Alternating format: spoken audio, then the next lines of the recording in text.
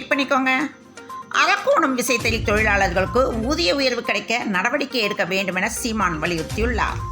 Madurai AIIMS மருத்துவமனை அறிவிப்பு போல் இருக்காது எங்கள் அறிவிப்பு, சொன்னதை செய்வோம், செய்வதைத்தான் சொல்வோம் என்று முதலமைச்சர் மு க ஸ்டாலின் தெரிவித்துள்ளார். பிரதமர் மோடியின் ஆட்சியில் பொய் செய்திகள் பரப்புவதில் இந்தியா முதலிடம் என அமைச்சர் மனோ தங்கராஜ் தெரிவித்துள்ளார். SSLC பொதுத் தேர்வு அடுத்த மாதம் 26ஆம் தேதி தொடங்கி ஏப்ரல் மாதம் 8ஆம் தேதி வரை நடைபெற இருக்கிறது. அதற்கு முன்னதாக அறிவியல் பாடத்துக்கான செய்முறை தேர்வு இன்று முதல் நடைபெற உள்ளது. தேர்தல் போரில் எதிரியை ஓட விரட்ட வேண்டும் என எடப்பாடி பழனிசாமி பேசியுள்ளார். தமிழகத்தின் பல்வேறு மாவட்டங்களில் உள்ள பிரசித்தி பெற்ற திருக்கோவில்களில் நேற்று குடமுழக்கு விழா வெகு விமரிசையாக நடைபெற்றது. நாடாளுமன்ற தேர்தலில் பிரதமரை தேர்ந்தெடுக்கும் பொறுப்பில் அமமுக இருக்கும் என அமமுக பொதுச் செயலாளர் டிடிவி தினகரன் கூறியுள்ளார். மக்கள் நல்வாழ்வுத்துறையில் 5100 காலி பணியிடங்கள் ஒரு மாதத்திற்குள் நிரப்பப்படும் என அமைச்சர் மா சுப்பிரமணியன் தெரிவித்துள்ளார். 10ஆம் வகுப்பு பொதுத் தேர்வு எழுதவுள்ள தனித் தேர்வர்களுக்கு 24ஆம் தேதி முதல் ஹால் டிக்கெட் வழங்கப்படும் என தேர்வுத்துறை அறிவித்துள்ளது.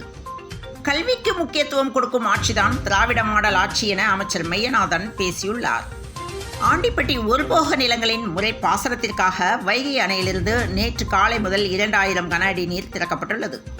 திருப்பதியிலிருந்து காலை 6:25 மணிக்கு புறப்பட்டு சென்னை சென்ட்ரல் செல்லும் எக்ஸ்பிரஸ் ரயில் வண்டி எண் 16004 வரும் 27, 28 மற்றும் மார்ச் 12, 13 ஆகிய தேதிகளில் ரத்து செய்யப்படுகிறது. பாலியல் குற்றச்சாட்டுகளுக்கு நடவடிக்கை எடுக்காமல் கலாஷேத்திர அறக்கட்டளை கொடும் பழிக்கு உள்ளாகியுள்ளது என சென்னை உயர்நீதிமன்றம் கண்டனம் தெரிவித்துள்ளது. பாராளுமன்ற தேர்தல் களம் சூடு பிடித்து வரும் நிலையில் பிரதமர் நரேந்திர மோடி தமிழ்நாட்டில் வருகிற 27 மற்றும் 28ஆம் தேதிகளில் சுற்றுப்பயணம் செய்ய உள்ளார். அரசு நிகழ்ச்சிகளில் மட்டுமல்லாமல் பாரதிய ஜனதா பொதுக்கூட்டங்கள், தனியார் நிகழ்ச்சிகளிலும் அவர் பங்கேற்கிறார். வரும் மக்களவைத் தேர்தலில் தமிழகத்தில் பாஜகவின் வாக்கு 33% அதிகரிக்கும் என மாநில தலைவர் அண்ணாமலை பேசியுள்ளார். நிலம் தர மறுத்ததால் குற்றவாளிகளைப் போல் நடத்தும் காவல்துறையினர், மேல்மா விவசாயிகள் போராடி வருகின்றனர். சென்னை சோளிங்கர் லட்சுமி நரசிம்மர் கோயிலில் ரோப்கார் திட்டப்பணிகளை அமைச்சர் சேகர் பாபு ஆய்வு செய்தார். லட்சுமி நரசிம்மர் கோவிலில் 13 ஆண்டு முன் 10 கோடி ரூபாய் மதிப்பில் ரோப்கார் திட்டத்துக்கு அடிக்கல் நாட்டப்பட்டது. ரோப்கார் திட்டப்பணிகளை அமைச்சர்கள் சேகர் பாபு, காந்தி ஆகியோர் நேரில் ஆய்வு செய்தனர். லட்சுமி நரசிம்மர் கோயிலில் ரோப்கார் விரைவில் மக்கள் பயன்பாட்டுக்கு கொண்டு வரப்படும் என்று கூறப்படுகிறது. பாஜக தொண்டர்கள் காசு கொடுத்து சேர்ந்த படையல்ல என்றும் தானாக சேர்ந்த படை என்றும் பாஜக மாநில தலைவர் அண்ணாமலை தெரிவித்துள்ளார்.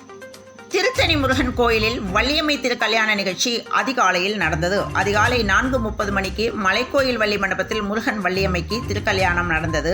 திருத்தணி திருக்கல்யாண நிகழ்வில் ஆயிரக்கணக்கான பக்தர்கள் பங்கேற்று வழிபட்டனர். சென்னை பழைய வண்ணாரப்பேட்டை போஜராஜன் நகரில் குழாயடி சண்டை உருட்டுக்கட்டையால் தாக்கியதில் பெண் பலியானார்.